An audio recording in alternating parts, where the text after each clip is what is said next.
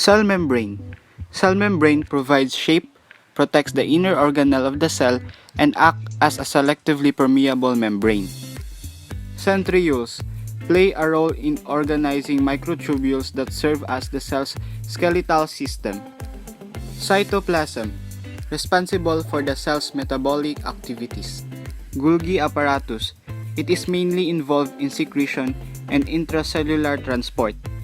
Lysosomes, helps in the digestion and removes waste and digests dead and damaged cells.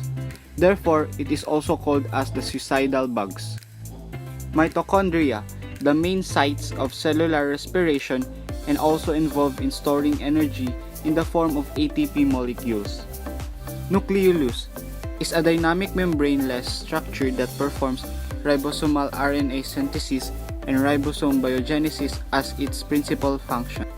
Nucleus, it controls the activity of the cell, helps in cell division, and controls the hereditary characters. Ribosomes, involved in the synthesis of proteins.